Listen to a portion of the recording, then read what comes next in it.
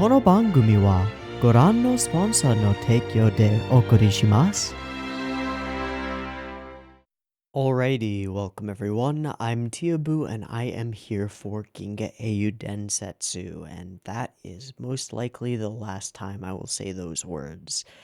We are on episodes 109 and 110 of Legend of the Galactic Heroes, this somewhat older, extremely well regarded, and in my experience so far, truly fucking wonderful show that has been just kind of a roller coaster of emotions and coming to know some of the most intricately detailed characters who've had the most screen time from just about any show I've ever seen. Western, live action, anime, whatever.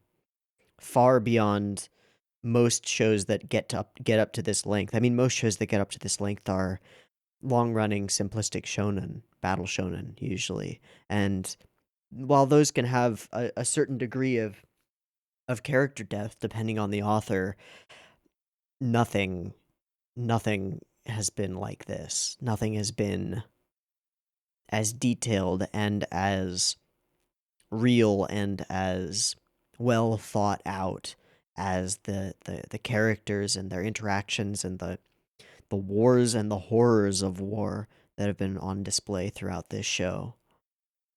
It's kind of amazing to think that one of easily like the greatest characters that I have ever seen put to screen was only here for about half of the runtime of this show, and that's Yang Wenli. That's absurd to think about it. Like 62, I think, episodes of Yang Wenli. Not to mention Reinhard von Lohengrin von Musil. I'm sorry to come into this reaction and start talking about this, but I'm a little shell-shocked by this ending. It's one of those things where you started out, and even watching it week by week or watching multiple episodes, and I know we've been iffy on consistency for this show a little bit. Not because of the show itself, just because of me and not being the best at scheduling things or being consistent. But it's surreal to actually come to the end of this and to know that it's ending, because it always seems so far away. Even getting up to these triple digit episodes, it seems like 110 will never come. But then here we are, and it's coming. Anyway, I'm sure we'll talk more broadly about the show at the end of this video, in some kind of a final wrap up that I'm sure, regardless of what I say, will not come close to doing justice to everything that we've seen and gone through. But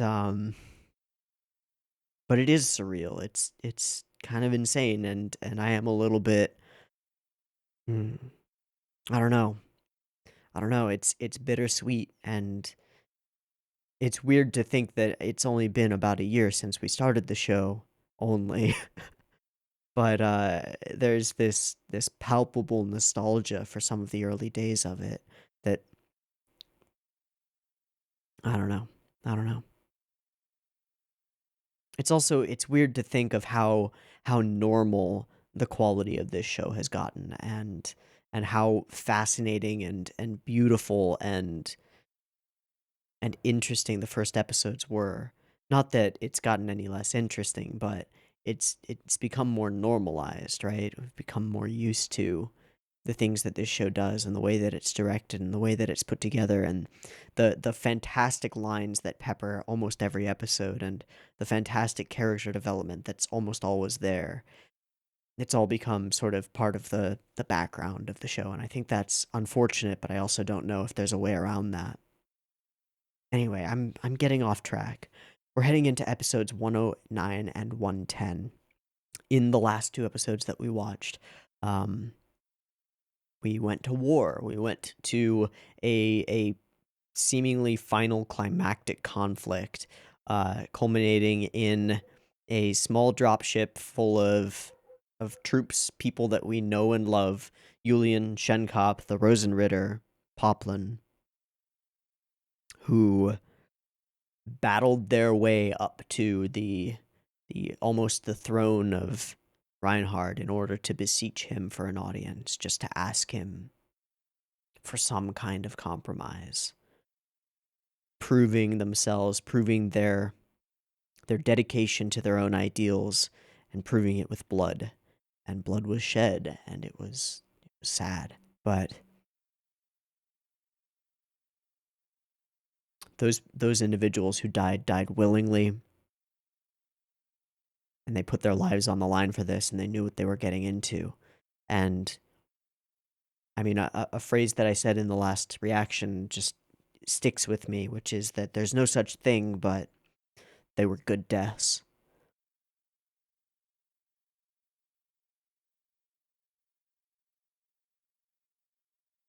I had a line that Julian said in regard to Reinhard. How few sacrifices to achieve something amazing. But in this case, it's a few important sacrifices to achieve something that may be amazing. When we left off, everything was kind of balanced on a knife edge. Julian stumbling forward, staying on his feet before Reinhard, despite his illness, sitting there in all of his glory, as vibrant and beautiful as ever. This sort of angelic war god. Reinhard von Lohengram or von Musel, take your pick.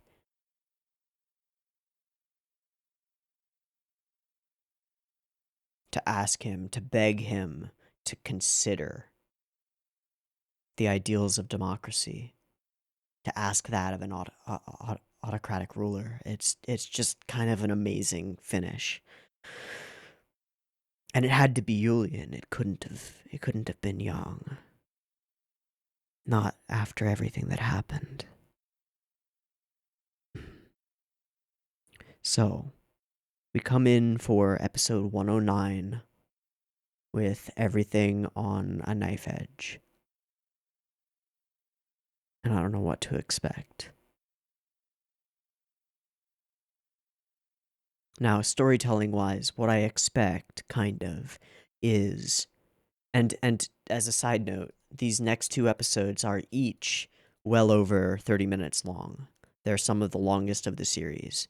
So was 108, but 109 is 31 minutes and 55 seconds, and 110 is 32 minutes and 32 seconds.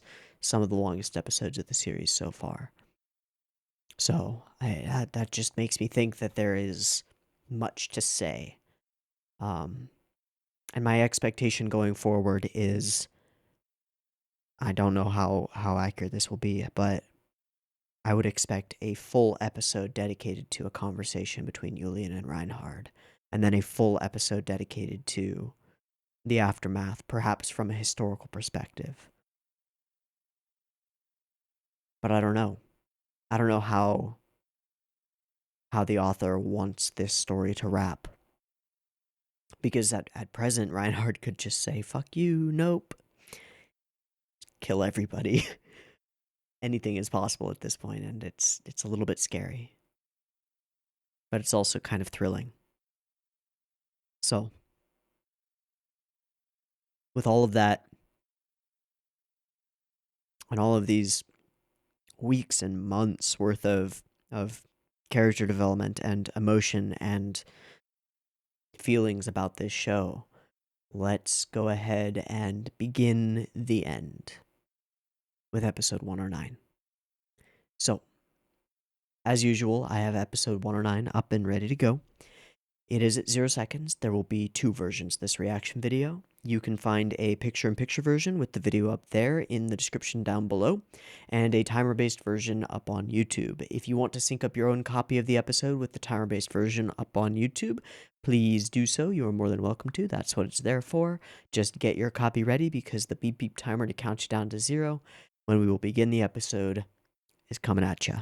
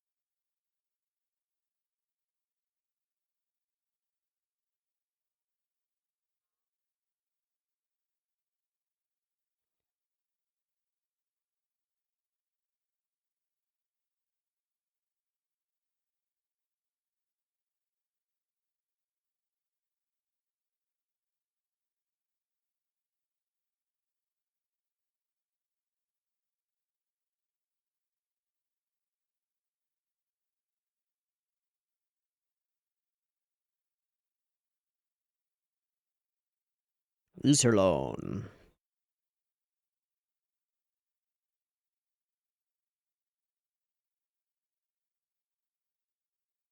A truce. The same truce, right?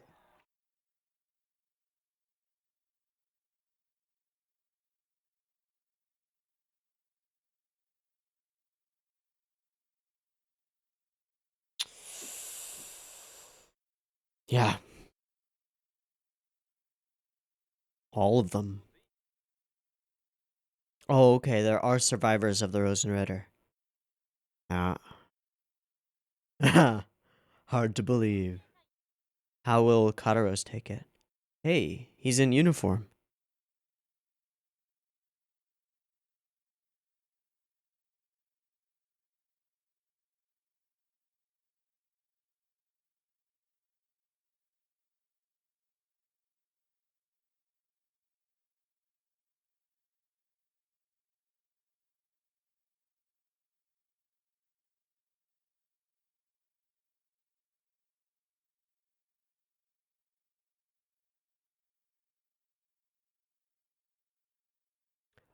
Oh. So we're not doing it in the moment. Hand it over. Okay.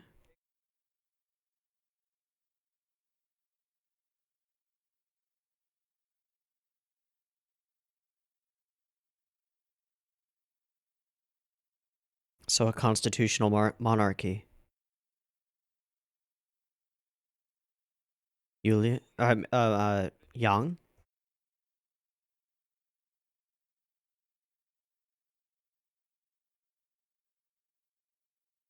Makes it a threat. Yeah.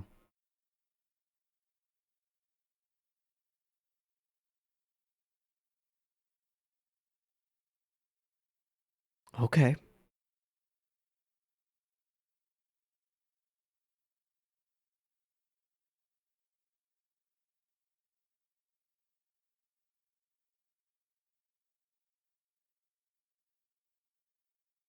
Hmm. Hmm.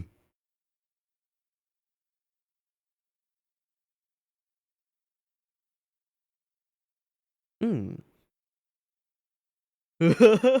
He knows too well.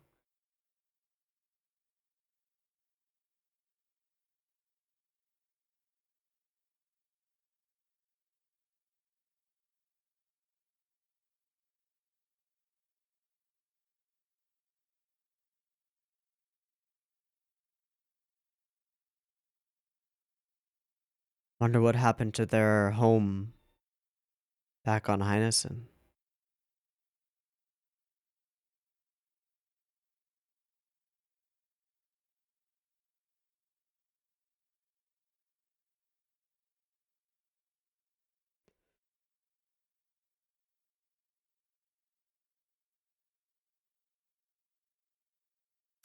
So lucky.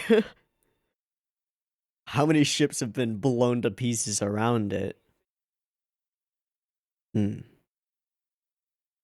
It was weird. I saw Yang there.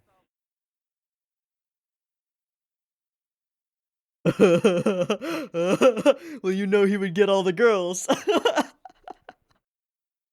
Oh, it was Dusty. Of course, of course.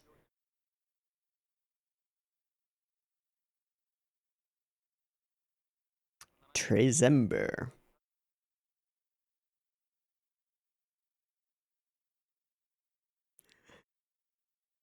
A fitting end.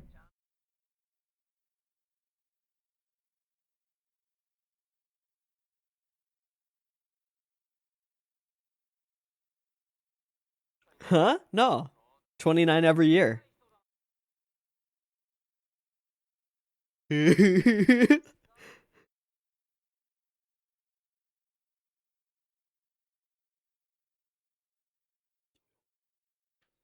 Ooh. Hmm. Yeah. How's Karin? I'll drink to that.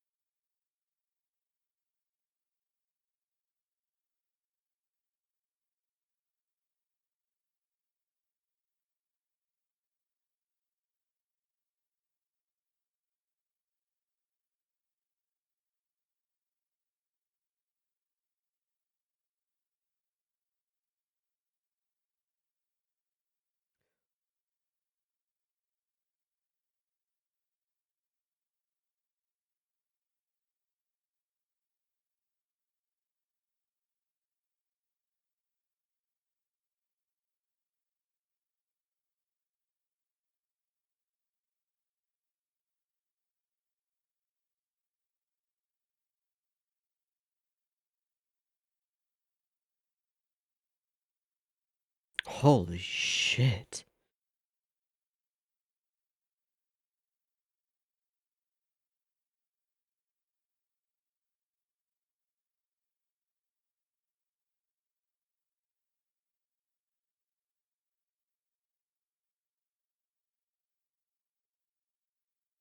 She knows. Yeah.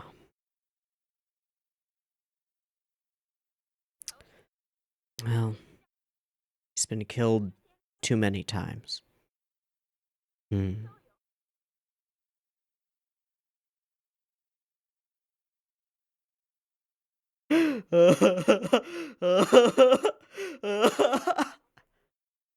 Middle-aged bad boy. Yeah.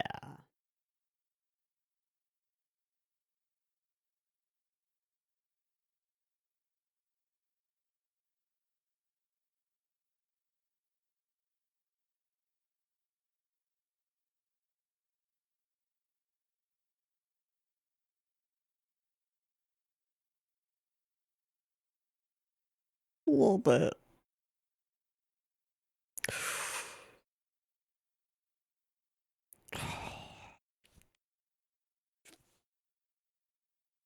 What? Interesting transition. Oh. Yeah. Yeah.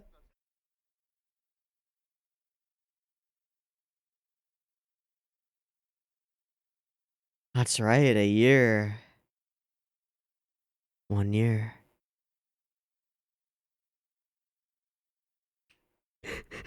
Real high passive perception you got there, Dusty.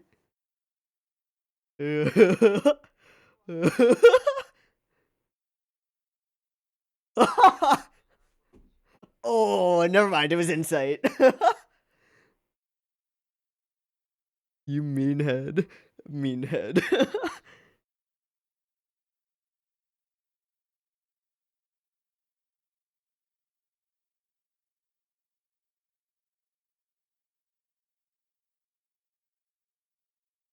Nope.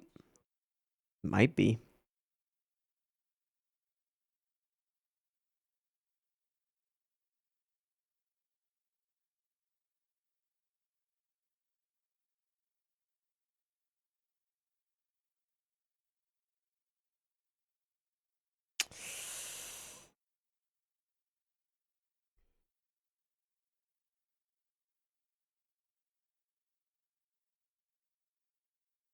Hmm.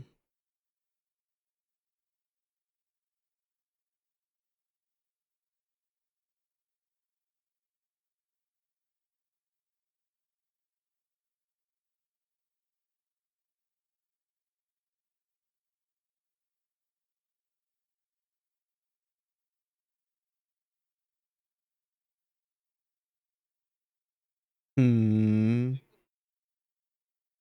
Hmm.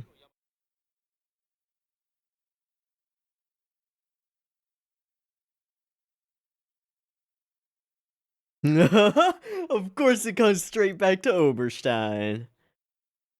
Not really.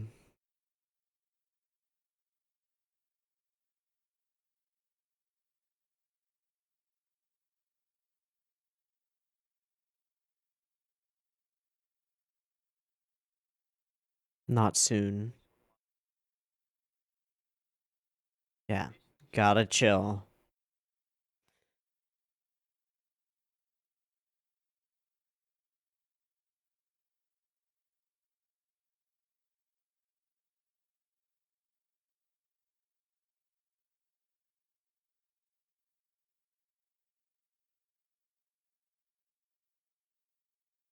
Yeah. Yeah. Of course. Oh, nobody to drink with.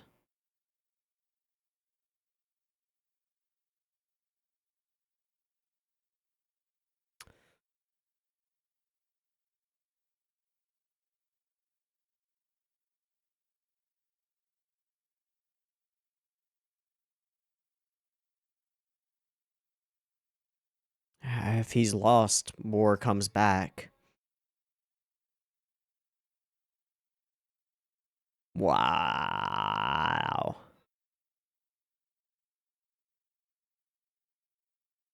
Through the gate.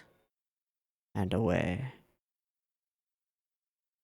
Hell of a dream.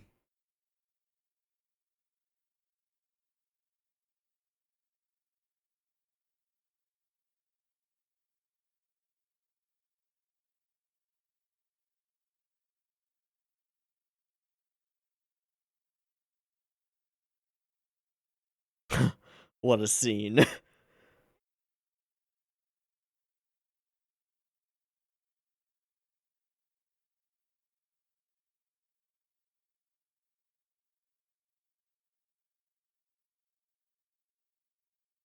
Maybe.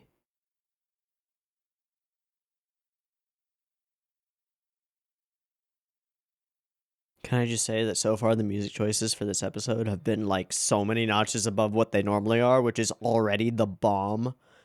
Okay, 9 days later. We're back on Heinesen. Ah, there's a bench somewhere.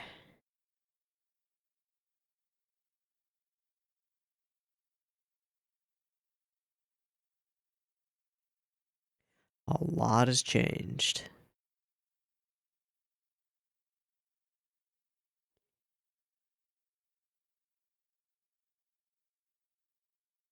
Hmm.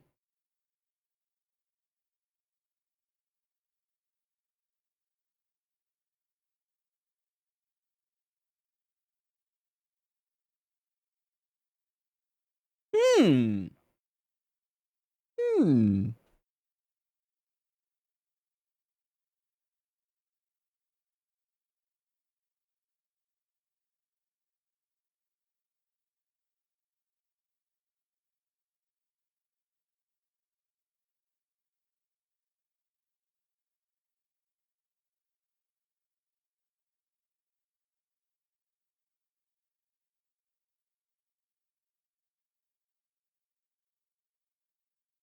Thank you, Wise Wolverine.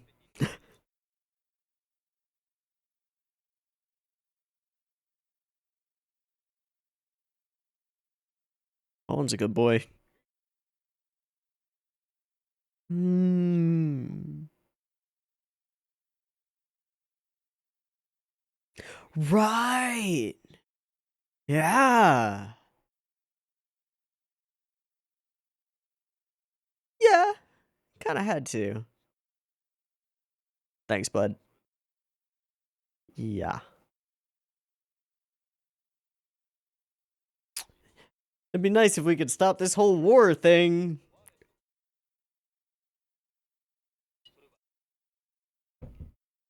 Yeah, let's talk to Iron Shield.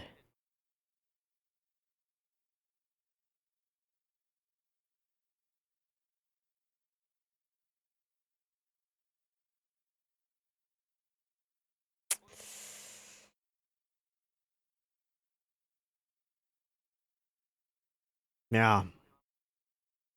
Yeah. Fuck.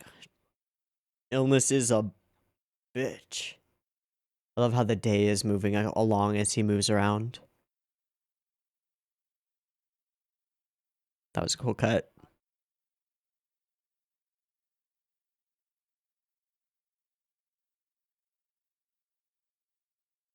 It's pretty weird, but pretty cool.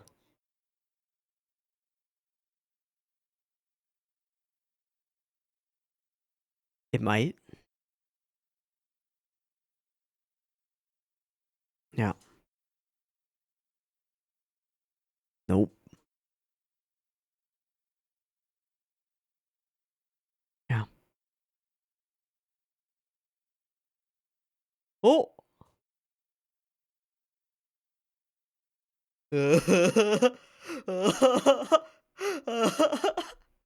That's Boris, right?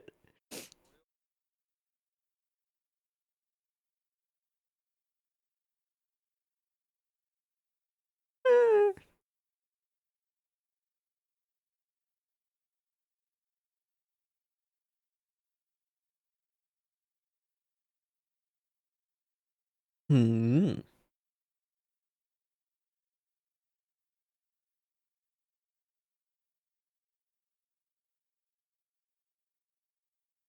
Smart boy.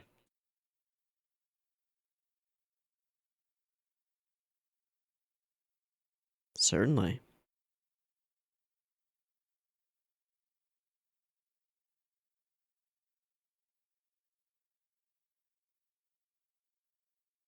.3D chess.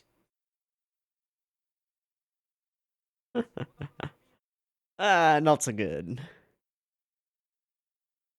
Incurable brain cancer. Yep. Yep. Really? He's trying to go out quickly. Okay.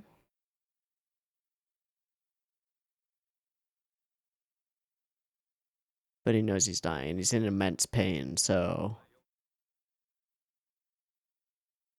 yeah.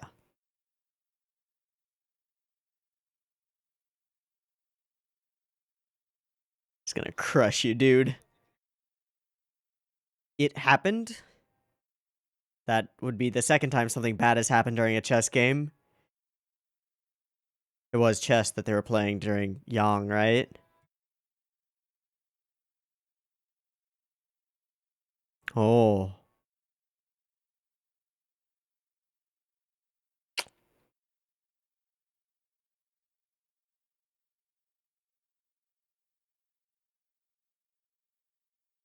Gonna say it's probably too late.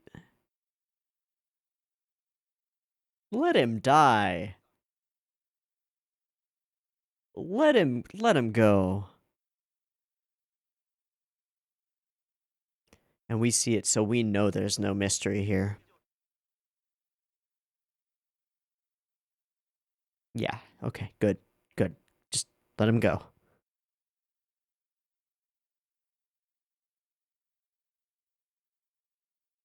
He's not really the ringleader, though.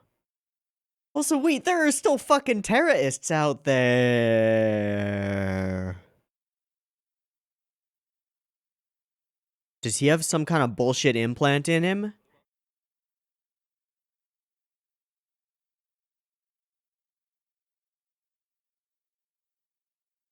Some kind of ploy?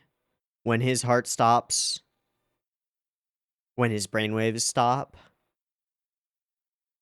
Tears down part of the city?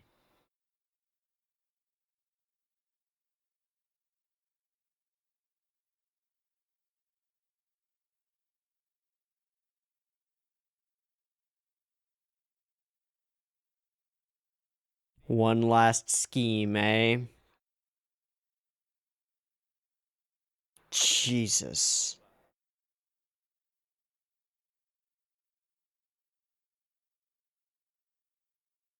But he doesn't have the information. Is the Kaiser in orbit? A smile on his face, yeah.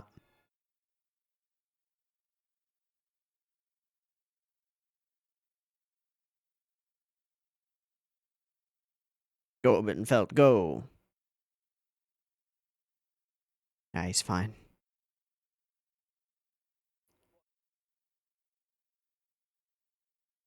Nope. That's pretty fatalistic, Reinhard.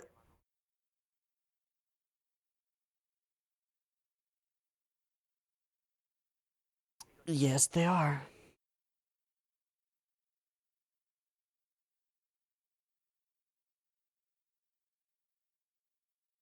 Huh. Whole couch. Just loaded him in the truck. Oh!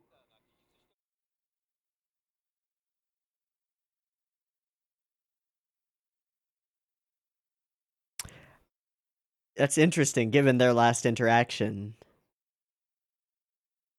They left everything else behind.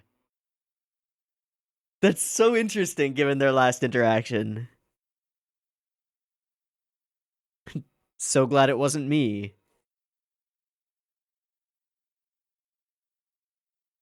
Sure. Sure. Lives. And infrastructure.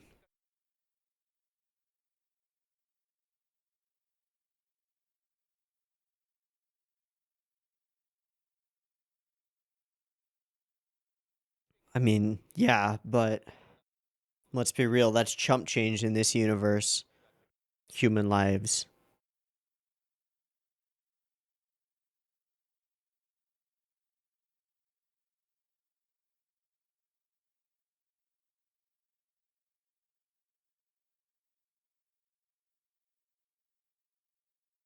We got Dominique?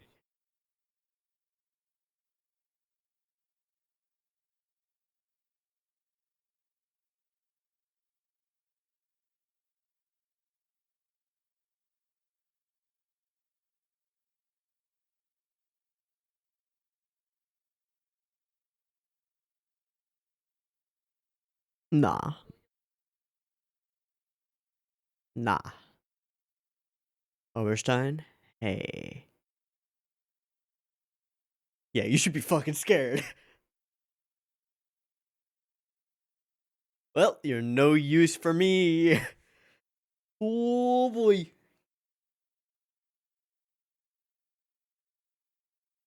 And then let go?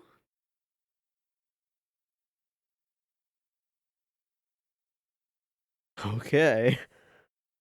Don't know if I feel a little unsettled by that, but all right. That's fine. Just take my theories about her being the actual big bad evil guy of the series and chuck them over there. Hey, let's have ourselves a fucking meeting. Oh boy.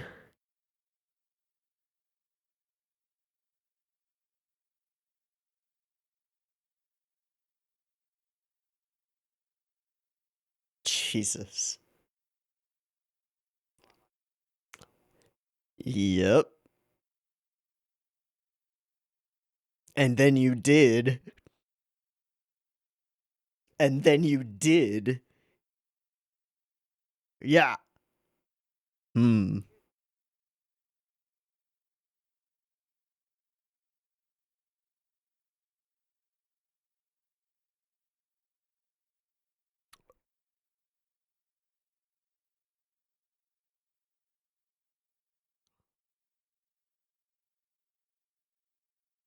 Prove it how? And prove what elements of it?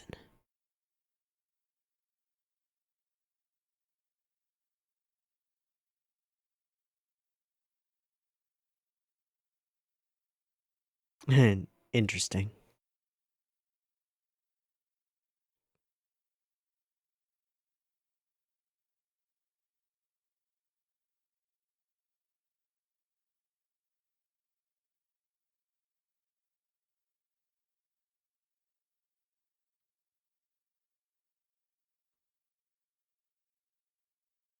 Oberstein. Yeah. It is not.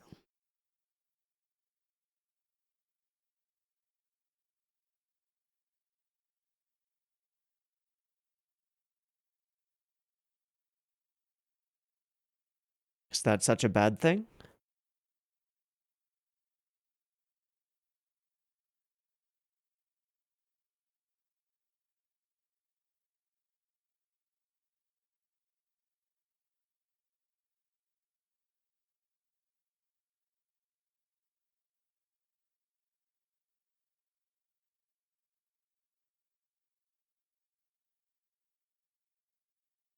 Alec is gonna become his ward? Yes, she does.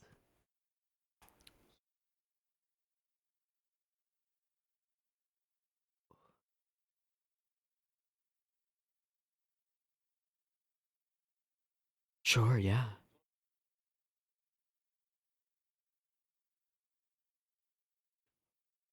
Whoa. No, but yeah, but you just got permission to sway the next ruler.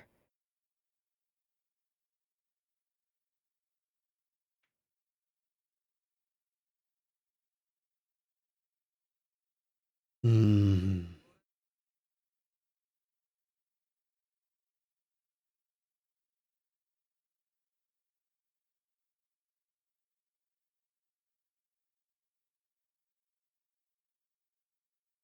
Don't we all? Hey. No, but he's aight.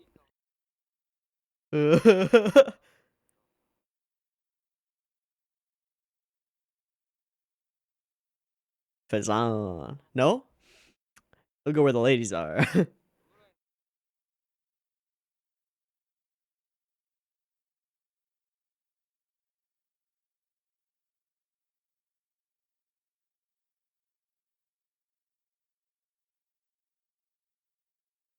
Hmm.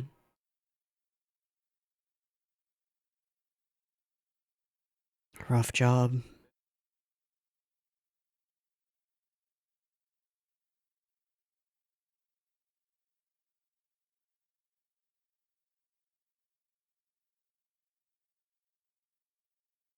Loyal dude.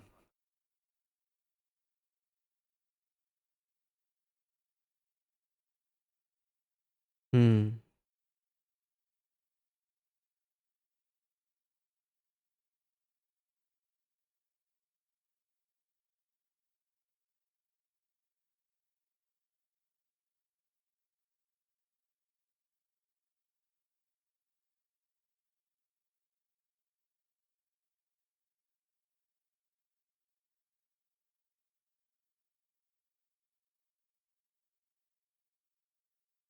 The last. Well, thanks, narrator son.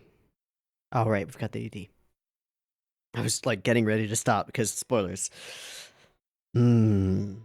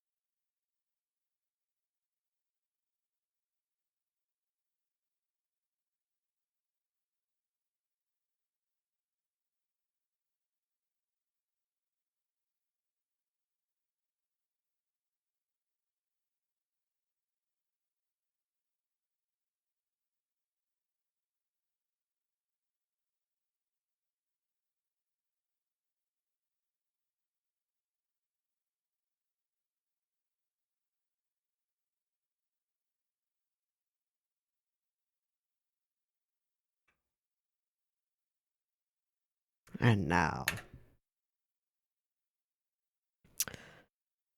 Okay. Okay. Well, not quite what I expected, and that's entirely fine. Some pretty amazing things in here, though. I think the element of this episode that stood out the most to me was Karen's song. I don't know if the voice actress is an accomplished singer, but either way, she completely sold me on the emotion and the feeling of a girl who is not an accomplished singer singing a song from her childhood in a weird in a very human way of grieving a father that she didn't really love, but still lost. It was just heartbreaking and beautiful. Beautiful. And then it transitioned into a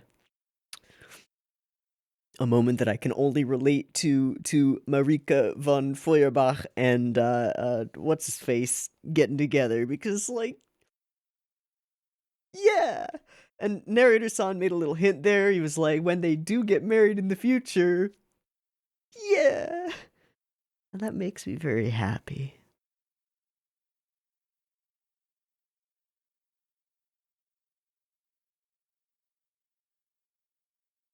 So, seems like we're heading toward a constitutional monarchy of sorts. One that would be able to keep a potentially mediocre or even bad ruler of a dynasty, which is the big flaw with a dynasty. One that would be able to keep that in check to an extent, so long as corruption doesn't seep in through the edges. It's the kind of thing that Oberstein is ideal as some form of leader in, not high up necessarily, but somewhere to keep a check on the dynastic monarch. It's interesting. If you remember a long time ago, and for a good stretch for a while, I was talking about this idea that that Julian was learning and coming. Maybe it was when Julian was traveling around in the Empire, that perhaps Julian would be able to integrate the valuable pieces and parts of both Yang's overly hardline democratic ideals, which, while they're good and I think right, I think that Yang's dedication to them was a little bit flawed. I think that's been made clear in a number of ways over the course of the story, that like if Yang had had more freedom to act, if he had had more authority, if he had been willing to step into a role that was somewhere in between uh, autocracy and democracy, he maybe could have prevented a lot of death and maybe could have found a better balance. And then the idea that I was putting forward was that perhaps Julian will be the one to carry on the core, the shining, glowing center of Young's idealism, and find a way to merge it with the efficiency of this Germanic leaning autocratic state.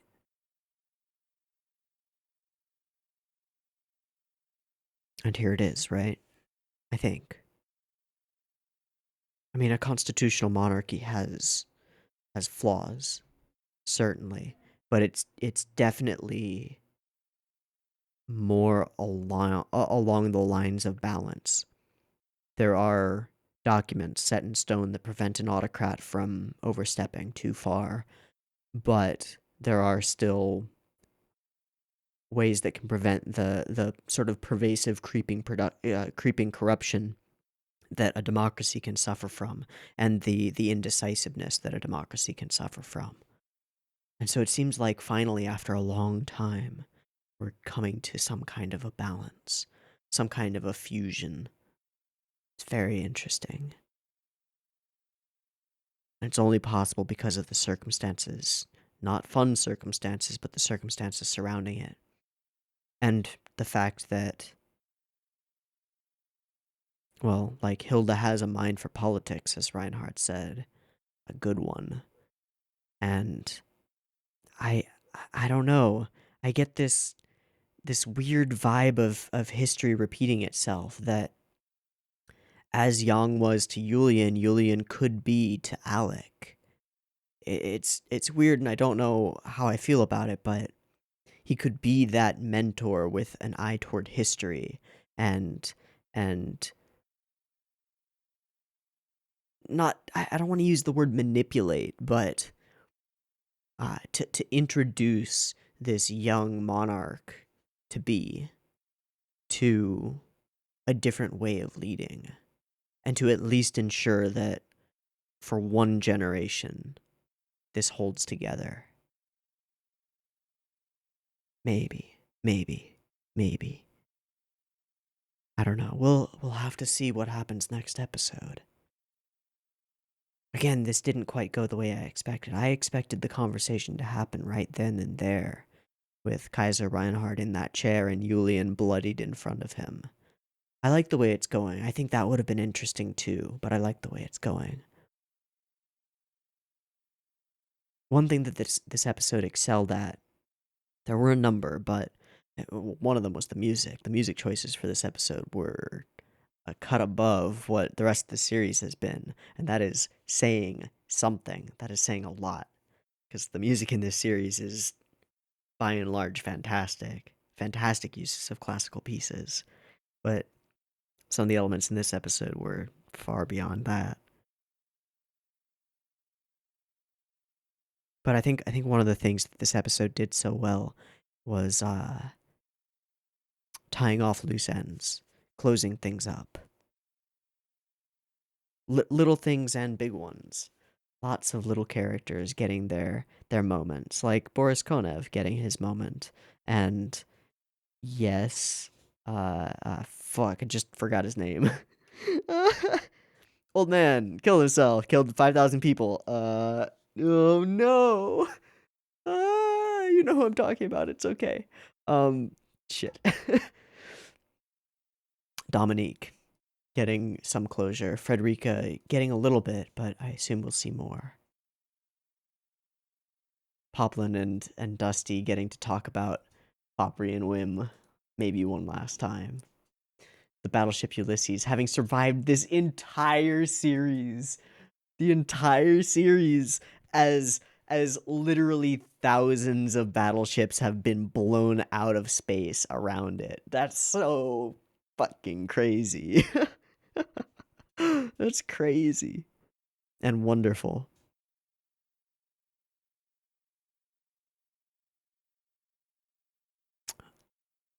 This song, so insanely good. And this moment between them, just wonderful. Now, hold on. There was one line, and I wrote it down as an extraordinarily shortened version, which was, "Why blood to talk?" Question mark, question mark. Which is nowhere near as eloquent as what it actually is. Yeah. This line. Humans know groups of humans.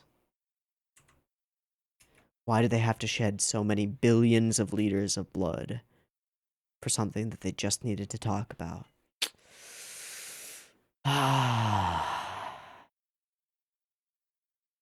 That's a difficult question. It's a difficult question. And it's an odd one because it comes at something that I agreed with in the last couple of episodes in a way that makes me question it. That thing that I agreed with being that yes, Yulian and yes, Shenkop and yes, these people had to die to prove their dedication to their ideal.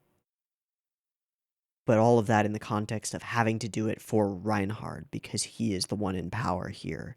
He's the one with the control over whether they actually get to talk and whether he'll actually listen.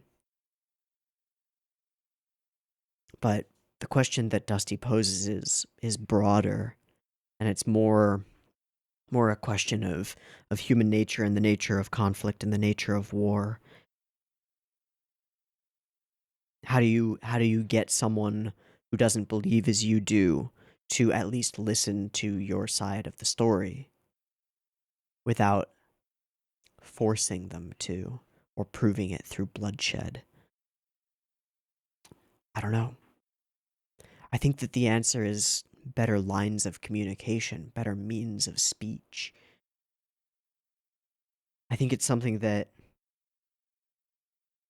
I think it's something that we struggle with deeply, even in the modern age, even in a time when we have avenues like this one that I'm using right now to speak to potentially thousands of people. Well, not potentially anymore. It is thousands of people now. Take it, dog. It's okay.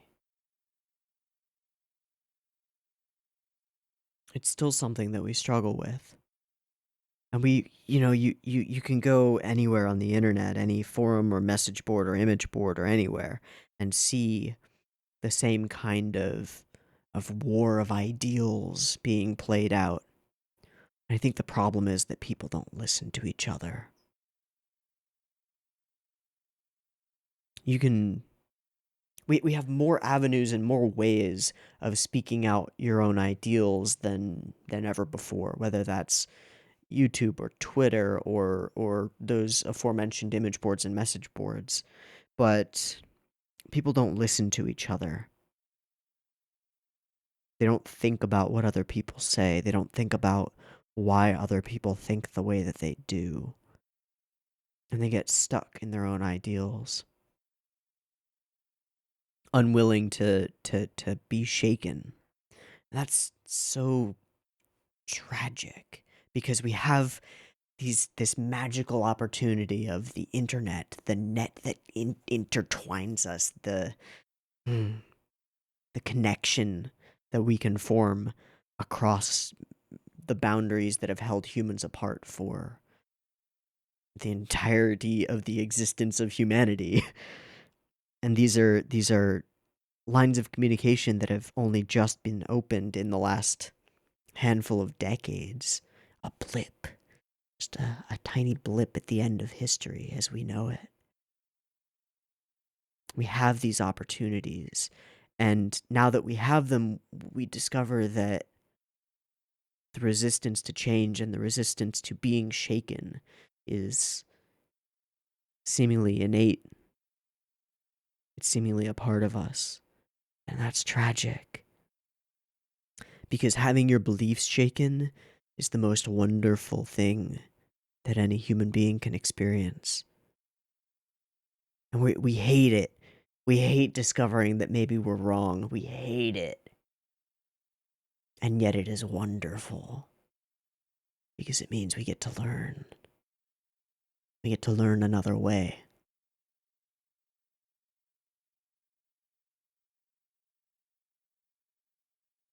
We get to learn that our prejudices are not, I'm prejudiced against people of a certain skin color, or I'm prejudiced against women. Not in that sense, but in prejudgment, our pre-established judgments of the way that the world works. We get to realize that our lens for seeing the world is flawed, and then we get to fill in the cracks and fix it.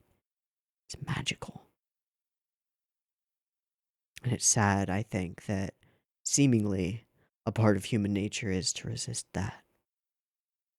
It's one of the things that I think is so powerful about media, about entertainment media specifically, is that it's a sneaky way. It's a sneaky way for talented and thoughtful people to express their ideals in a way that somebody watching or listening or whatever might not expect from the art on the box, if you will. Take, for example, Ginga Eiyuu Densetsu, a series that talks deeply about interesting and difficult questions of human nature and provides some answers, but more than that, more importantly than that, questions, the kinds of questions that might shake somebody. And you might not see that on the box.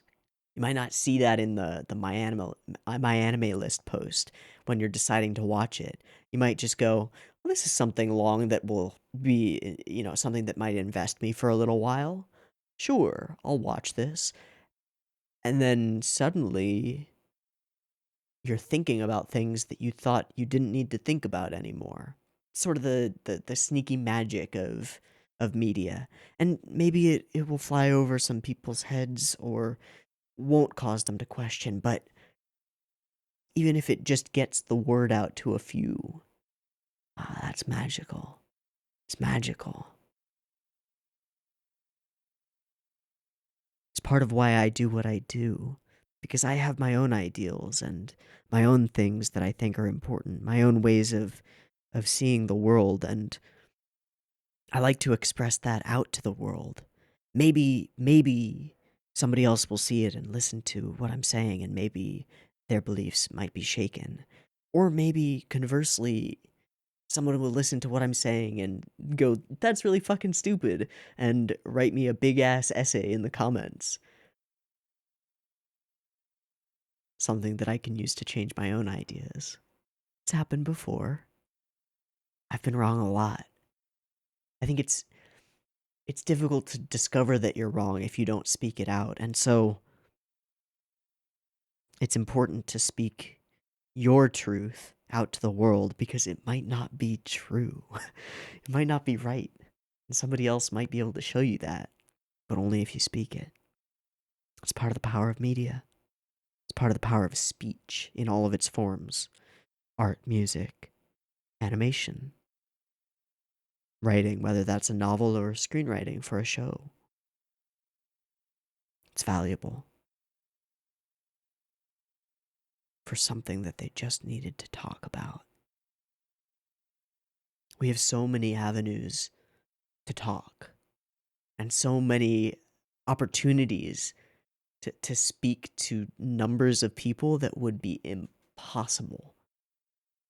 Not 100 years ago, it would be impossible for the average person to have any single thought and convey that to more than a few hundred people over the course of their life.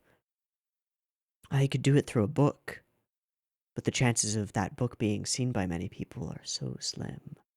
In today's world, the chances that a tweet or a YouTube video will be seen by hundreds of people, much higher. Much higher. Just because of how connected we are. It's part of the solution. It's part of the solution. But it's not the whole solution. Not yet. The solution requires people to be actively going out and seeking information. Seeking and questioning. And being willing to question themselves. So it's a really interesting and difficult and potentially timeless question that Dusty's asking here. Why do we need to shed blood? Whether that's billions of liters of blood on actual battlefields or rage and hatred and emotional damage occurring from flame wars on the internet, it's the same concept. It's the same thing happening.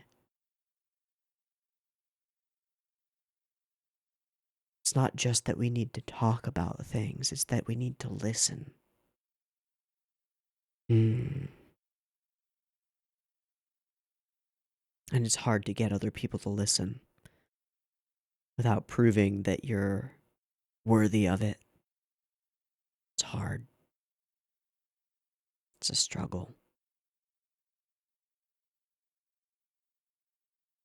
I don't have an answer for it. All I have is what I've been doing. What I think, maybe.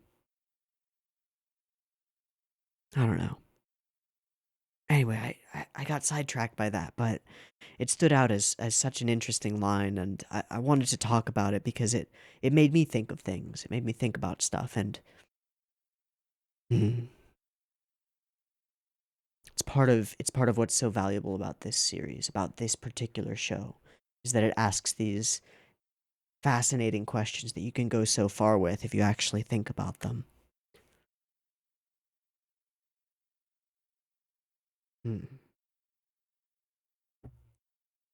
Okay. In the interest of time, since we've spent an hour on this episode, let's just go ahead and skim on through quickly and talk about some of the other scenes and interesting things that happen.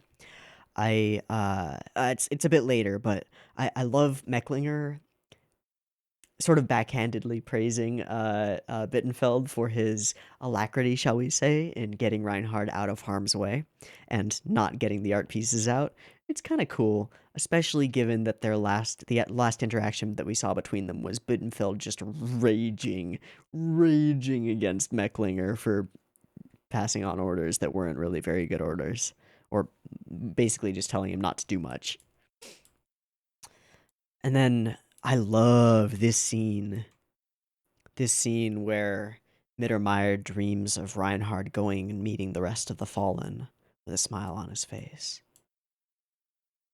And the terror that he shows. I love that scene. It's really cool. Touching base with Murai. Touching base with Wallen. And Mueller. Konev and Marinesque? Marinesque? Yeah. Lots of people. Rubinsky! As soon as I saw him, click Rubinsky. One last gasp from the great schemer himself. Now, there are still terrorists out there who've been doing terrorist things, right? Like the ones who attacked Hilda, right? They still exist out there. So the fire.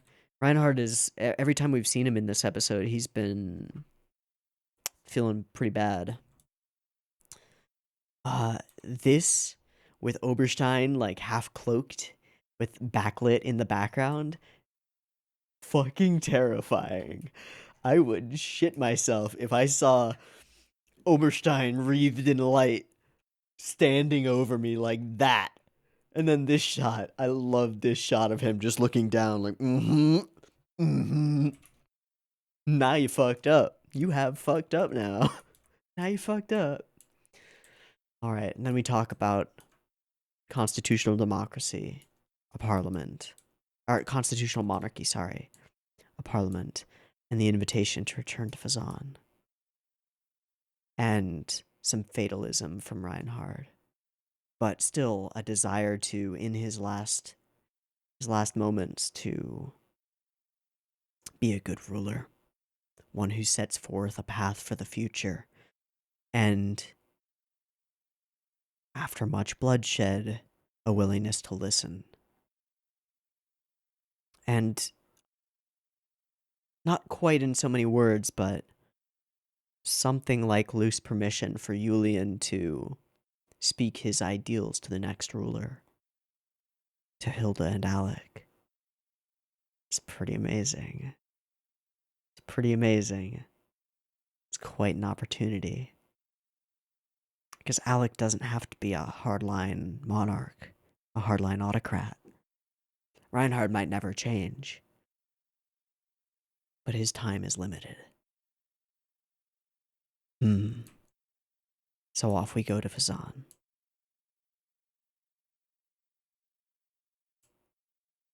Until the theater closes.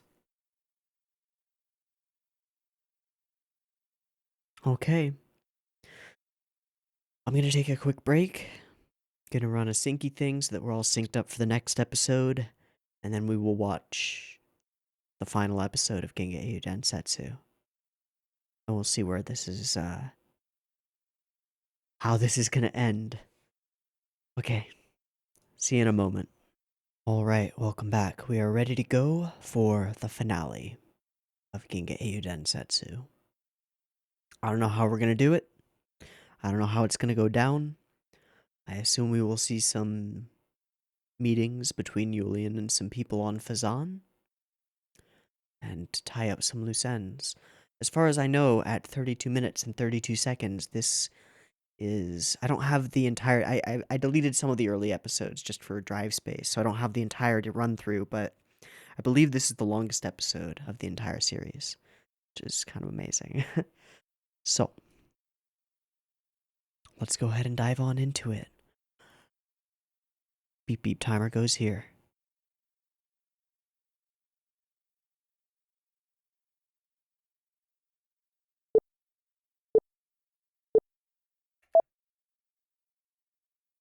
For the last time.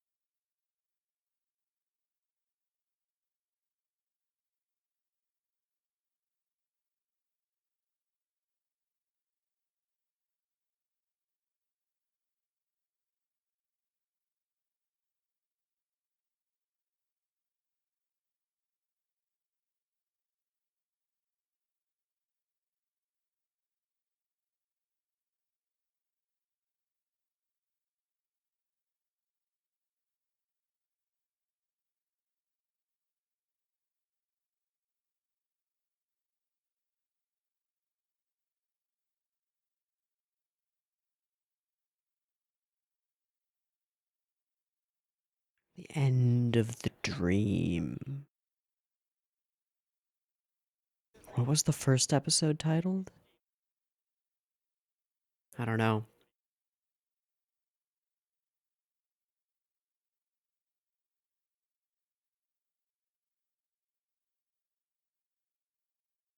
I recognize that name. I don't know where from.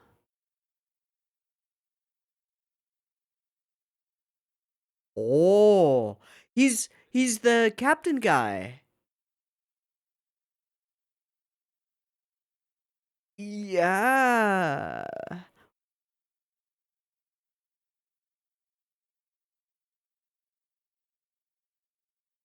Sure, yeah.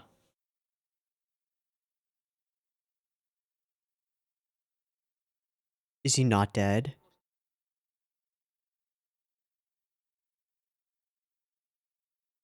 What? That brat? No fucking way. Yeah, where'd you get the corpse? That's a nice way of putting it.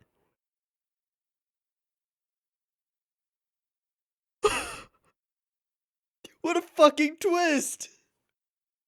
Are you telling me that there's gonna be another War for Succession bullshit?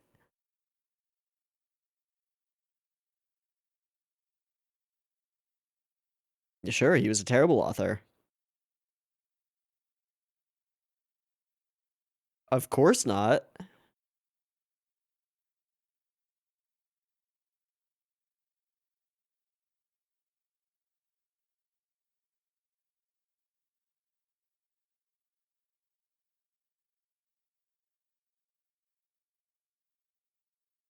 But if they strike...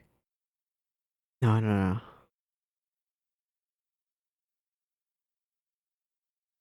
He just wanted to be a fucking farmer. Yeah. Yeah. Oh.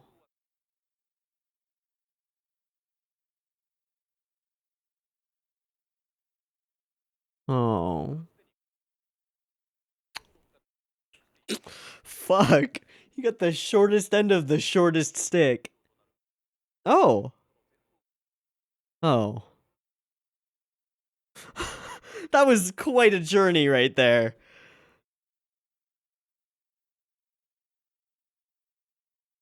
Hey, Broberstein.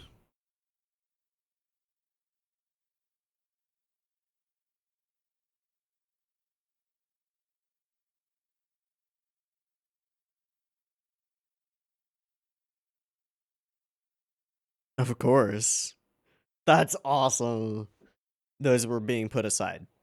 Oh, okay. No, they were being held.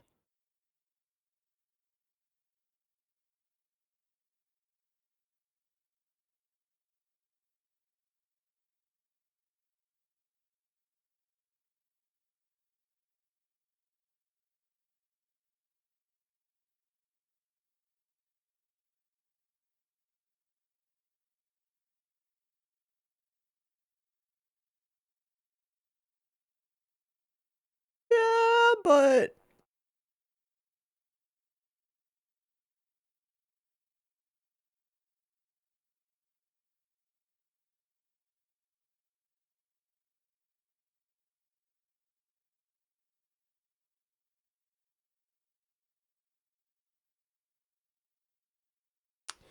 yeah.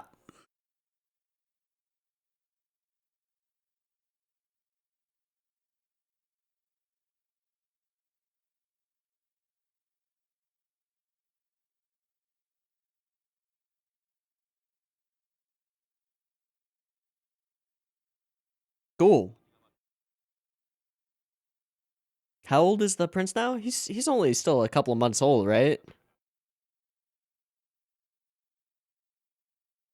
Sure, right, yeah.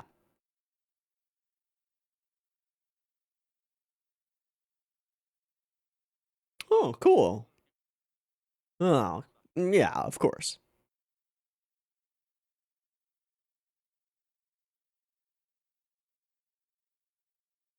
Is the minibar discounted?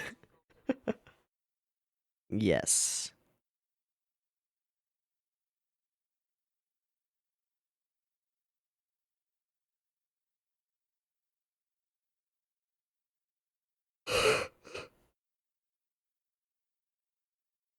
He got me mid-yawn there. Oh, man.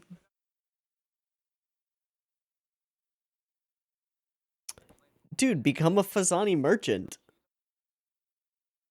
I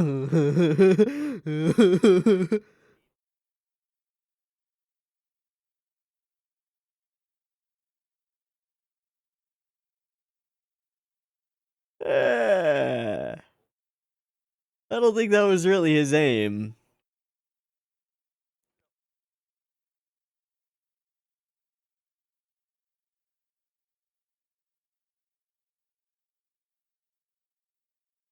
Clouds rolling in. Oh my god. 104 is brain damage territory.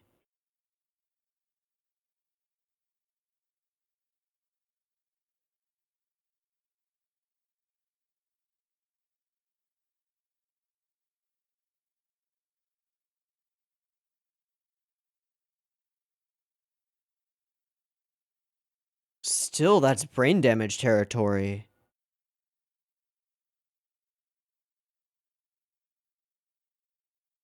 Hmm.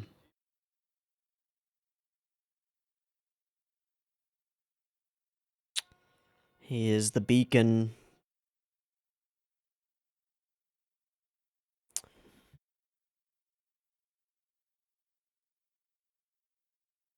Pay their final respects.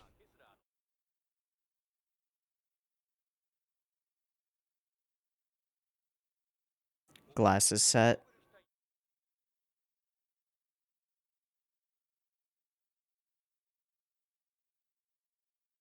An errand?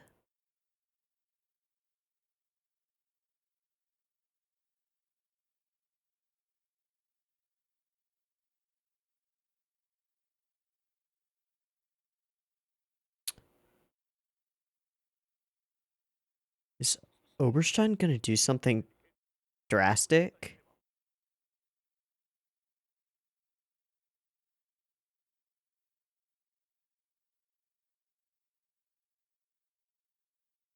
Guys, not the time. Thank you, Eisenach. You always know what to say.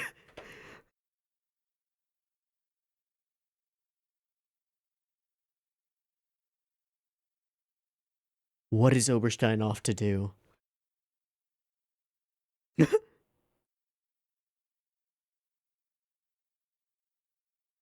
I will.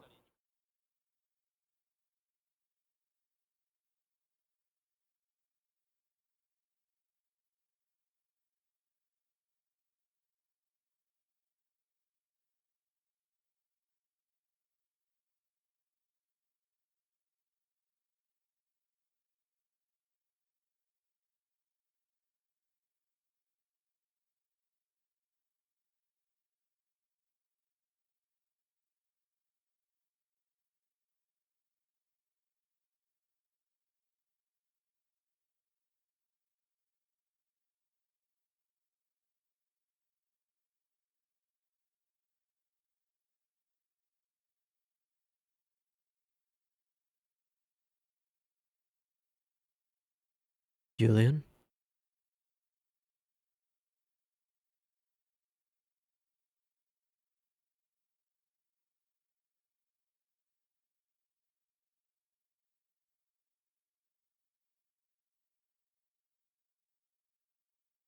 Let's go, Julian.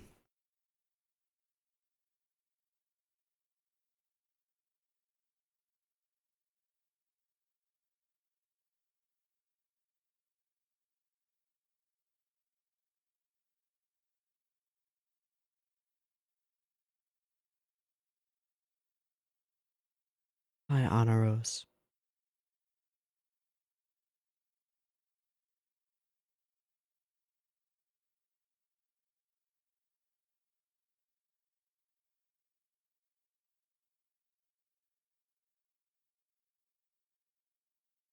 It all started there.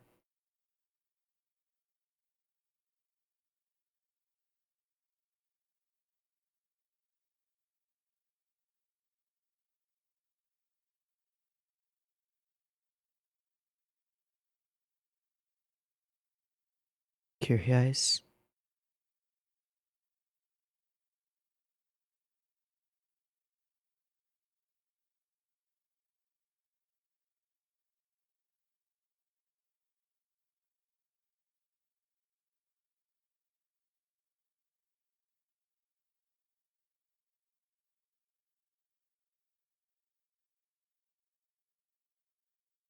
Hmm.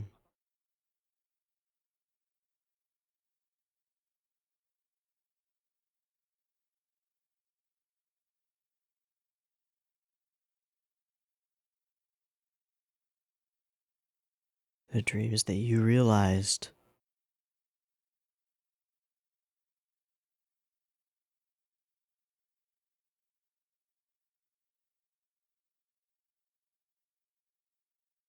Hmm.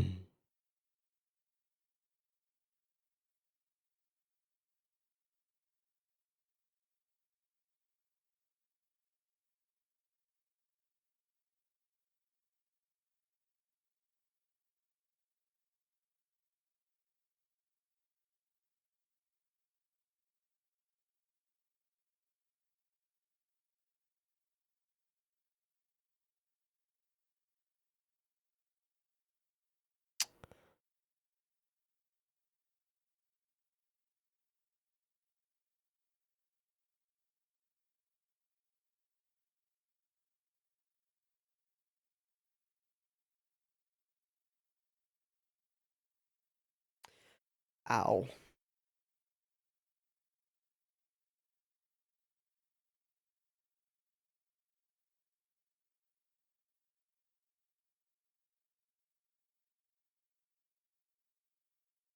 Was this off where Oberstein is?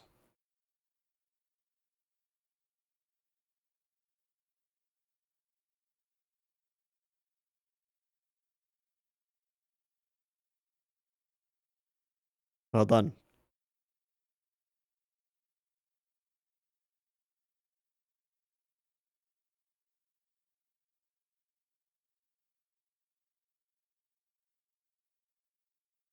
Why did he go?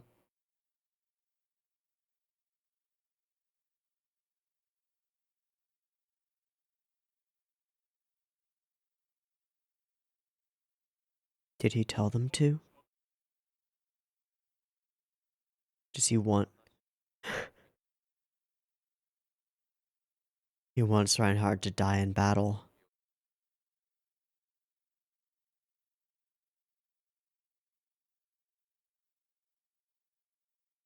He wants Reinhard to die in battle. Die a commander.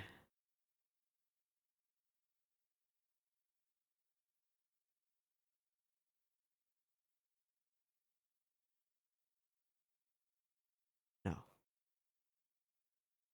Yes.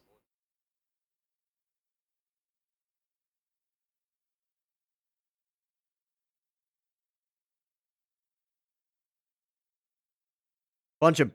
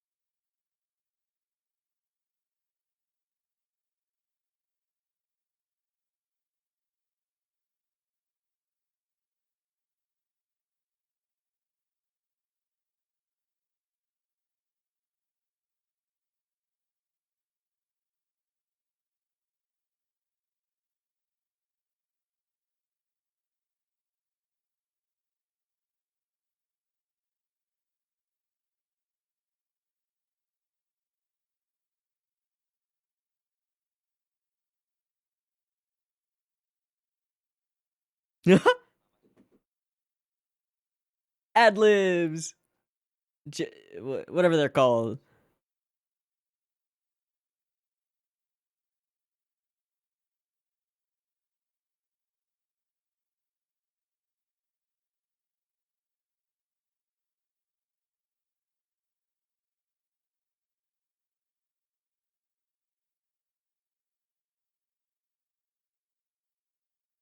Pew!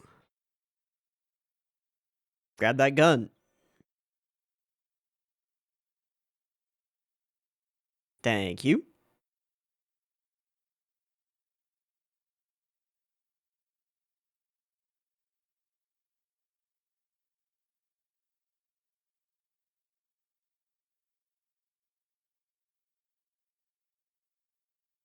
What if Yulian's the one who saves the prince?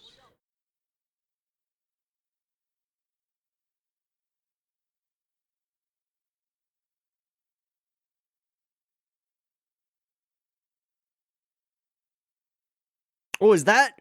Wow, he's still around.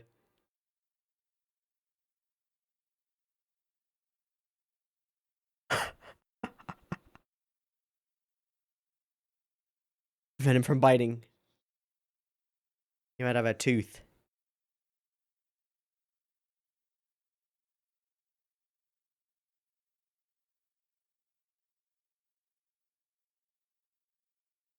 Nice try, buddy.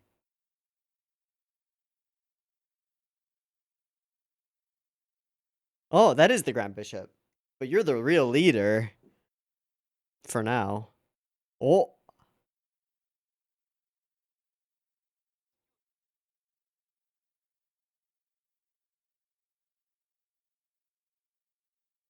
Huh.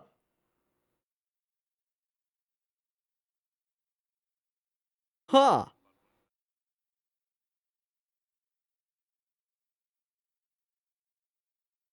Yeah, you're the real leader. Right? Hmm.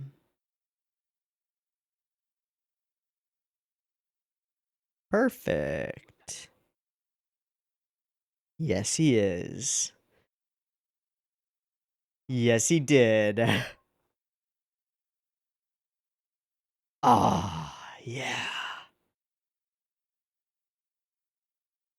I don't think so.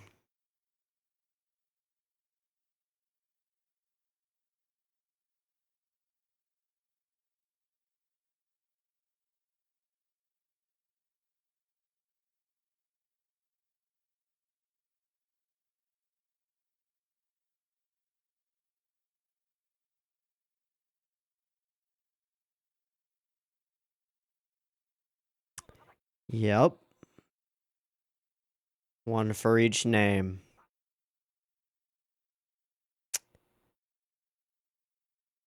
It's alright, Julian.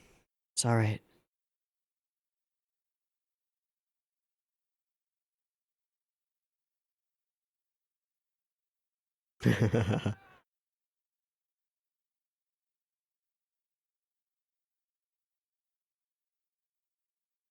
Hey. Yep.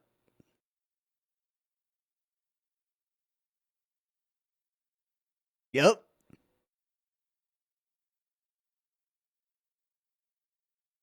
I think he's gone.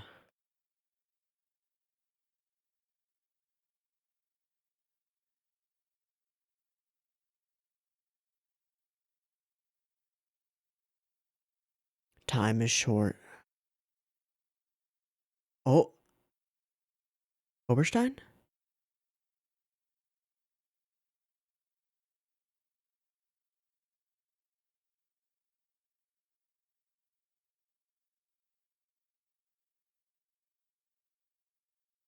How very like you. Oh my god. Okay.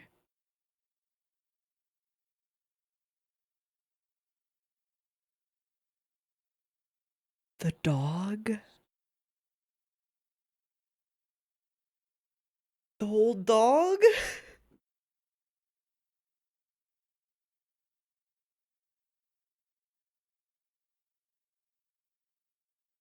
Fucking asshole.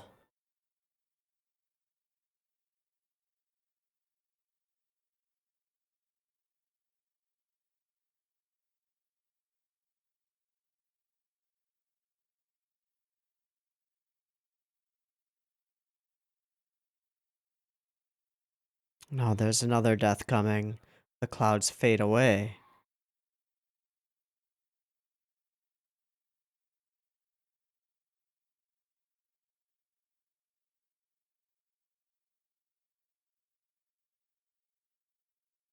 Oh man. Why the wife and son? Roy and Tal's son. and Mittermeiers.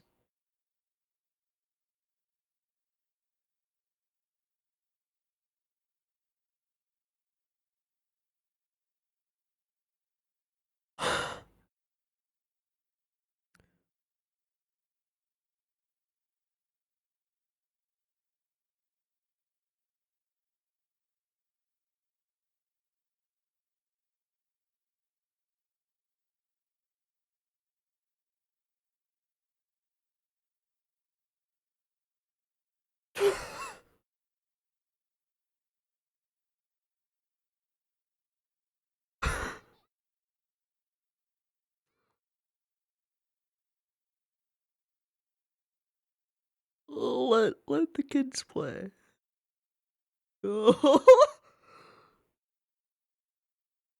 Luck.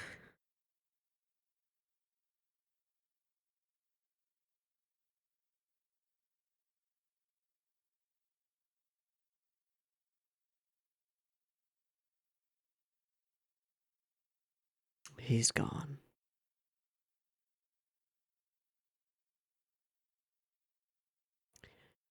Very compelling reasons.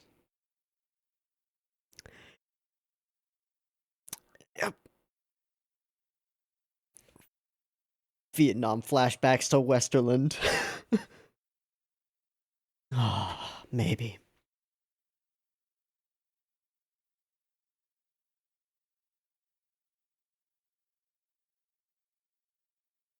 Hmm.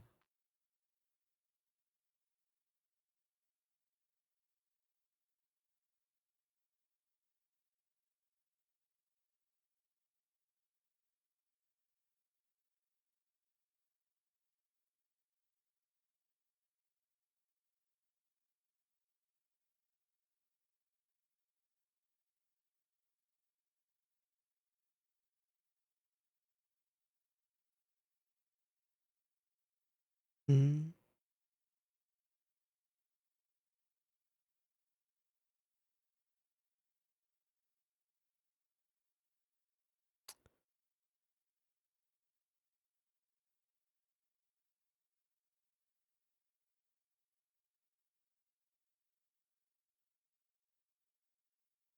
Black and white.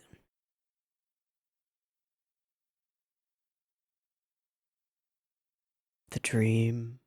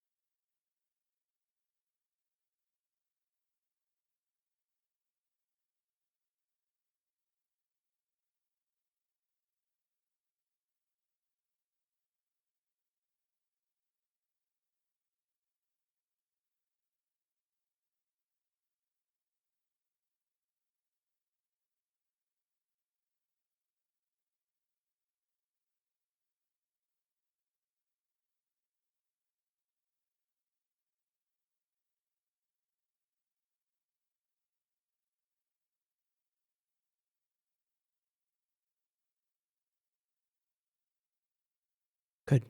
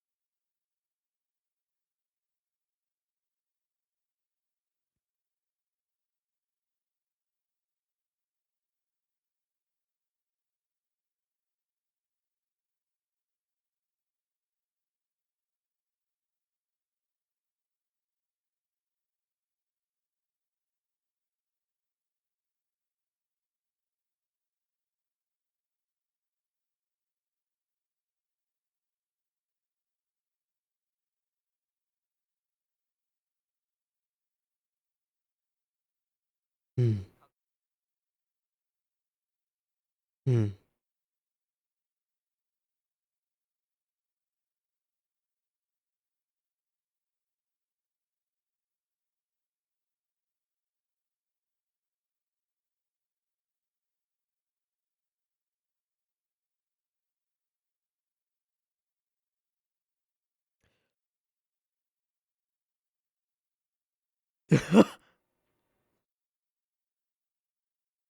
Retire.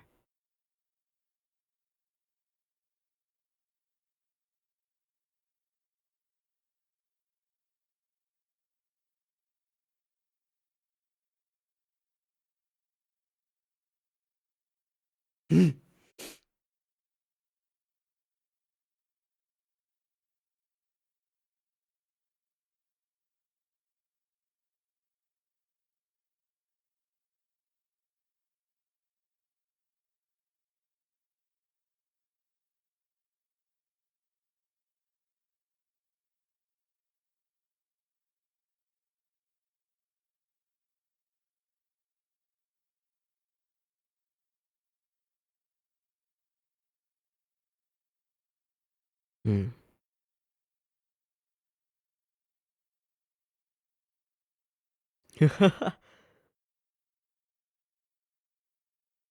You'll never age, Poplin. Ah. Ah. Perfect.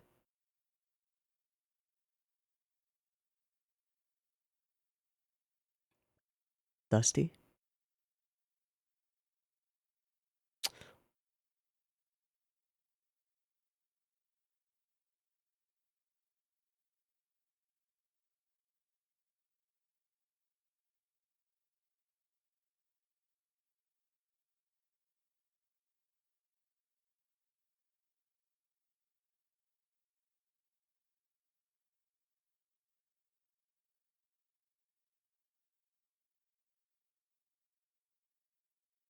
Father. Oh.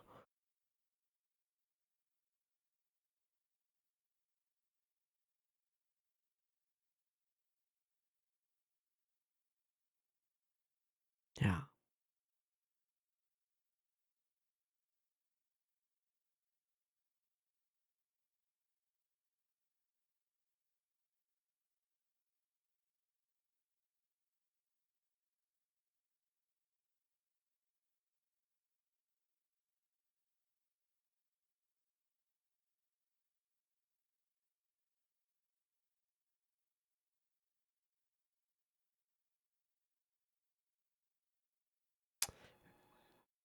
Reaching up toward the stars.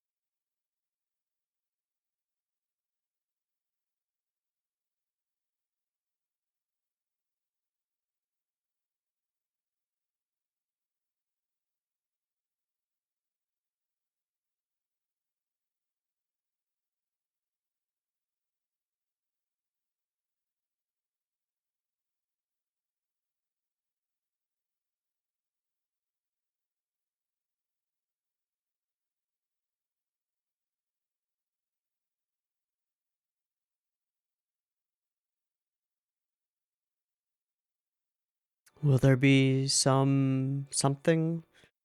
Nope. So I never, ever, ever get to actually go to the end of an episode.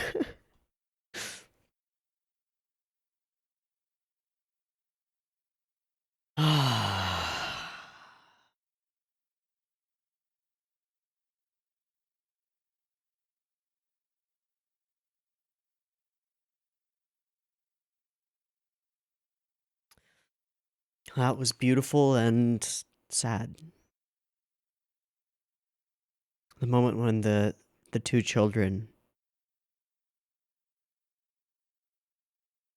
reached out to each other almost fucking broke me. It almost broke me.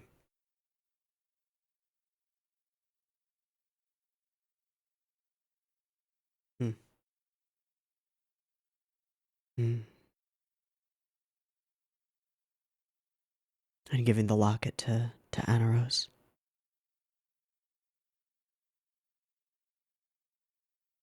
Hmm.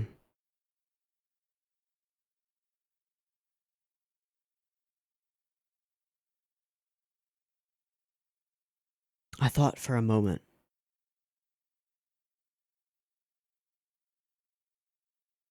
I was wrong, and that's okay, but I thought for a moment that Oberstein was luring the terrorists there, not just to destroy the terrorists, but to give Reinhard. I know it's twisted, but to give Reinhard a chance to die in battle.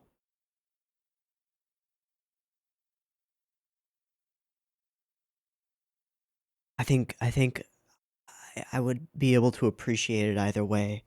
The irony that, as I called him at the end of the last episode, this war god. That is who he is. He is a god of war.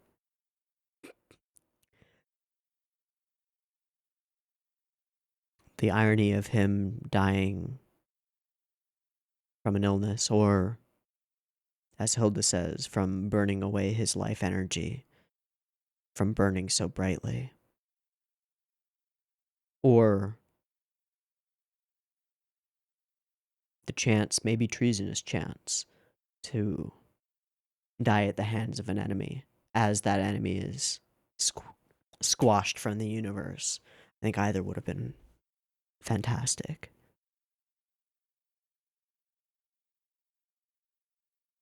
The dog.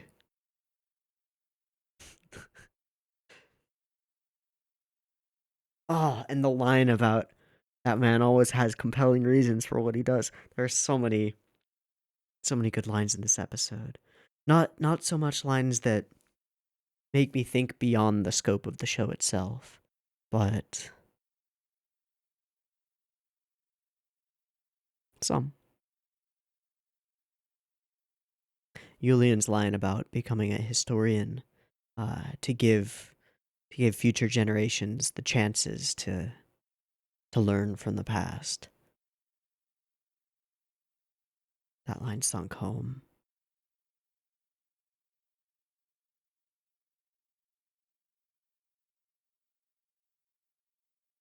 One thing that surprised me was that we didn't get a frame like the one we got for Yang Wenli, going to black and white.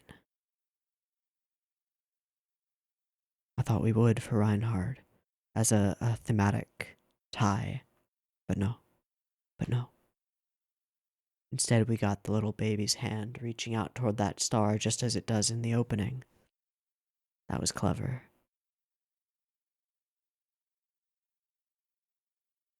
That was clever.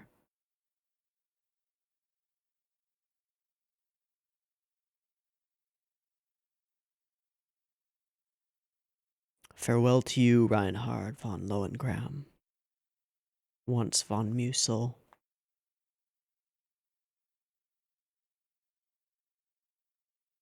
Golden-haired boy who challenged a war-torn universe and, through immense bloodshed and through the strength of his ideals, changed it.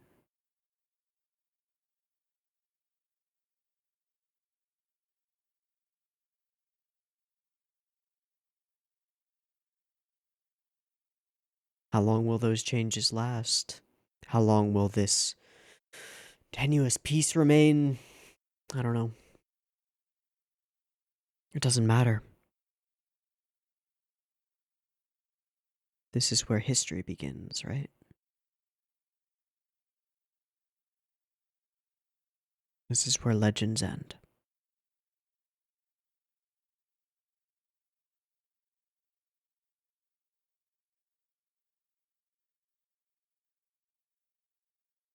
I had forgotten about that captain, the blonde man. So that wasn't Erwin Yosef, eh?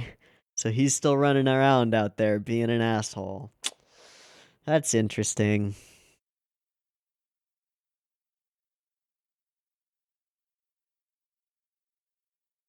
But with this, we tied off something like the last loose end. The remaining Terraists. Julian obtained his vengeance.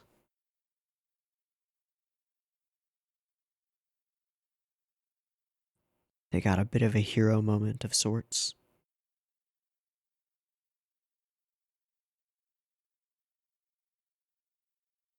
But no. This episode was a farewell to one of the greatest characters I've ever seen. I know I said at the very beginning of this video that Yang Wenli was one of the greatest characters I've ever seen put to screen, and he is. But Yang had 62 episodes, something like that, to express himself, to learn about him and his odd and beautiful ideology, his ideals. Reinhardt had 110.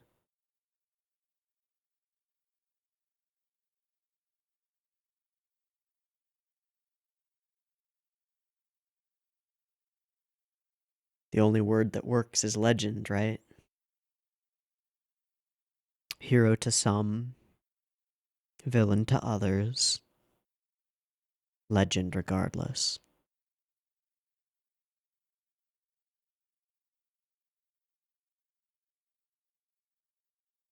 Wow.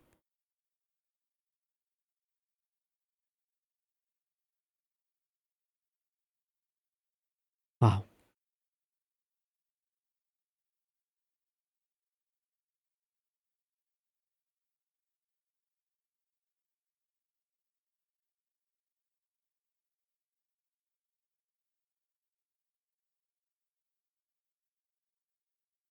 I don't think I'm going to talk too much about the specifics of this episode. If you were hoping for that, I'm sorry. I don't think the specifics matter that much. This is the end.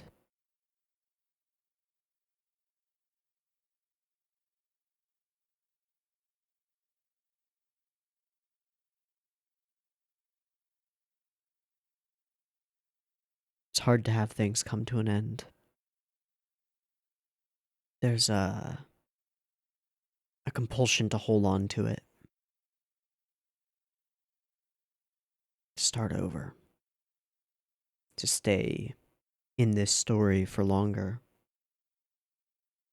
I think the end and letting it end, I think it's important. I think it's a part of the story.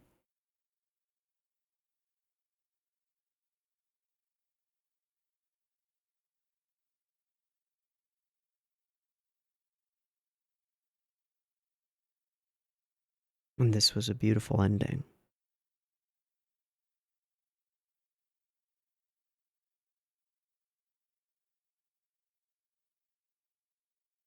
I would call it bittersweet, but there's little to nothing to be bitter about and little to nothing about it that was sweet, except for the potential relationship between the young child of Royenthal and the young child of Reinhard.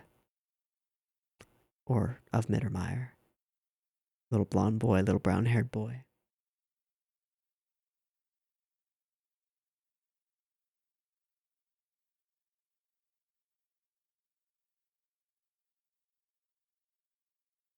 but bittersweet still works. Works too well.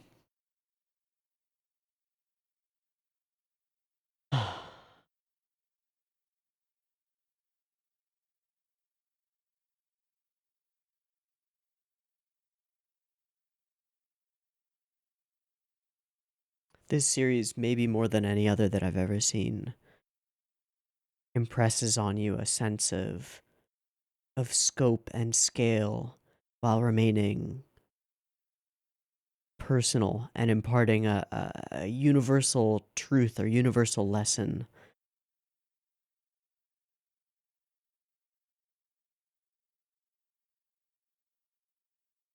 A lesson about dreams, I'd like to say. I think anybody can take any number of things from this series, but at its core, this is the story of a boy who saw room for improvement in an unjust world and dreamed of changing it and gathered allies and garnered strength, made choices, hard choices,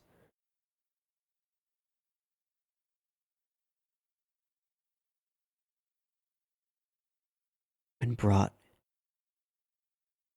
his dream of a different tomorrow to fruition. At its core, that's the whole story.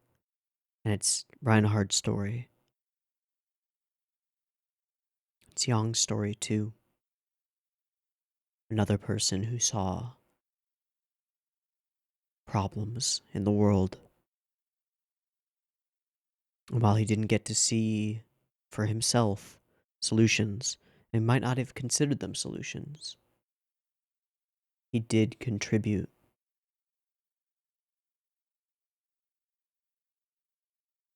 The show isn't so rose-tinted as to tell you that everyone's dreams come true. How many young dreamers were on those thousands and thousands and thousands of ships and fleets that were blown out of the sky in order to bring one to fruition? We don't know. We'll never know. They mattered.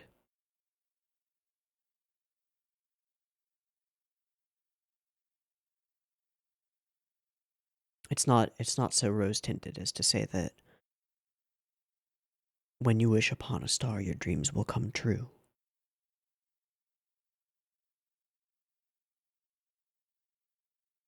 But it is still powerful to demonstrate through such a vast story that they can. That the chance isn't zero. That against all odds of systemic violence or corruption or the horrors of human nature itself, one person, if they have the drive, if they have the wherewithal, and if they have the luck, can change the universe. I want to believe that.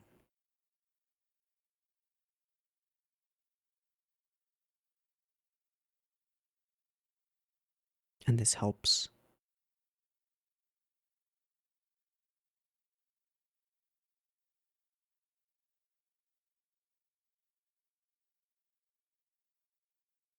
But beyond that, it's a damn good story. To call it one story it feels demeaning almost, because there are dozens and dozens of interwoven stories built into this umbrella narrative of Reinhardt's rise and the change that he brings to the galaxy, to the universe. Dozens and dozens of stories, hundreds and hundreds of unique characters. And not just they look different, not just simulacra of people, but believable people with their own goals and motivations and relationships and loves and friends and losses of friends and different ways of reacting to those things. Part of it is just due to the sheer length of the series, but it's not often that you get taken to a world that feels so real and grounded. And I'm not talking about it being hard science or anything like that either, or lacking fantasy elements or any of that. I'm talking about it being grounded in people that seem like people. I don't think it's easy to write one good, real feeling character, let alone to write hundreds of unique, real feeling characters. Characters that stick with people. I think we've all known somebody who, in some way, was a little bit like Oberstein. Harsh and stern, but for what they firmly believe are the right reasons. Or somebody who was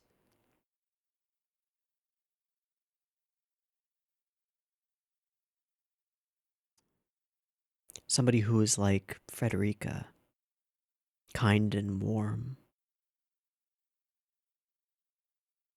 smart. Or somebody who's like Poplin, bit of a clown and aware of it. Not to mention a skirt chaser and shameless. Or somebody who like Shenkop,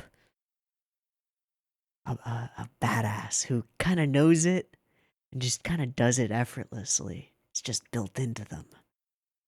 I feel like I've known people who are like all of these people. So they feel like people. And on the flip side, people like Trunit leave a sour taste in your mouth.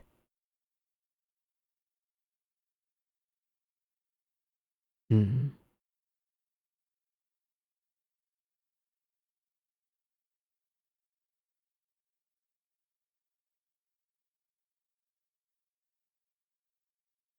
It's a masterful piece of storytelling, this show.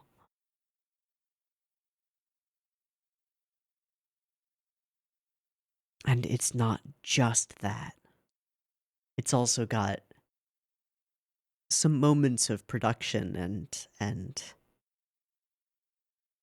animation and performances by voice actors and choices of music and sound design that are just awesome to behold.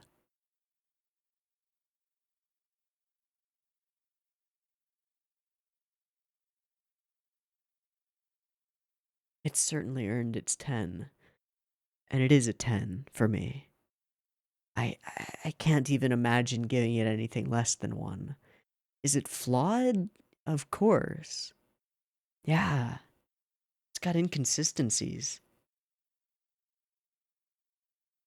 I mean, if I were to rate any one episode of Ginga Eiyuu Densetsu against any one episode of some of the other shows that I think are near perfect, I I don't think the Ginga episode would win out, probably. Against like an episode of Lane. It's a hard comparison to make because one episode of Lane is to its own length of series the equivalent of like 10 episodes of Ginga Eiyuu Densetsu, and 10 episodes of Ginga Eiyuu Densetsu contain more interesting dialogue and philosophy and characters and character growth and character death and love and loss and brutality and war, contain so much more humanity in them than, I don't know, than anything else. So it's earned its 10.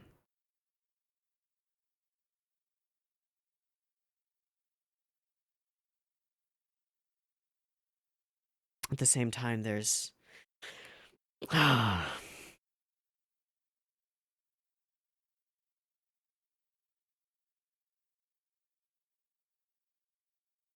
there's something sad about something so great having such a seemingly high barrier to entry. Like, 110 episodes, man, that's a big commitment. I don't know if I want to watch that. You do. You do. It's worth it. And that's why it deserves that 10. Ah,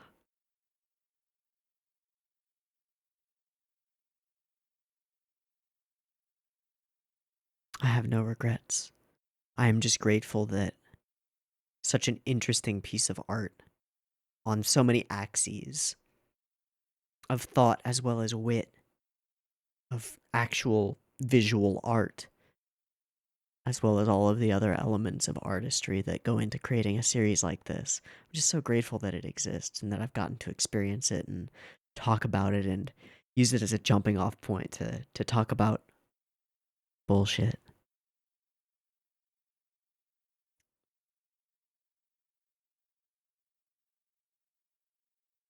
It's a damn good show. And I am glad, beyond glad, to have watched it.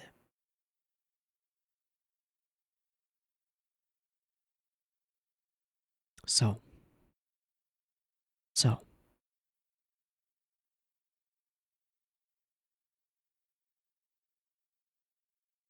for those of you who've decided to come along on this journey with me, whether it's your first time watching this show or your 20th time watching this show, I know there are a couple of you. Thank you. Thank you. Thank you.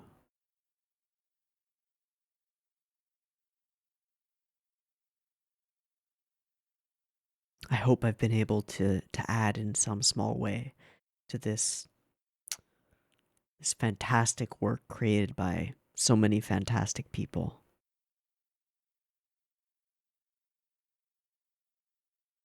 And I hope you've enjoyed this journey as much as I have, because it has been consistently wonderful for me. Consistently.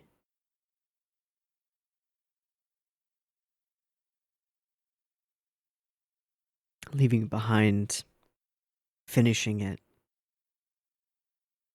feels like losing something. But that's okay because it's given me so much.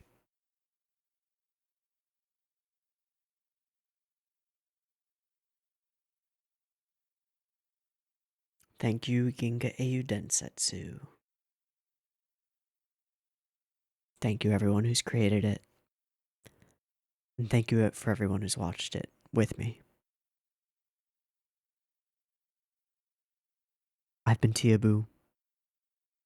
This has been 110 episodes of absolutely fantastic animation and storytelling. I hope you've enjoyed it as much as I have. And I hope to catch you in whatever we end up watching next on Mondays. I think that we'll be making this into a movies and OVAs slot to watch some other older things that probably won't get a chance on polls or elsewhere. We'll see. In any case, thank you. Thank you. And to the universe I say, peace.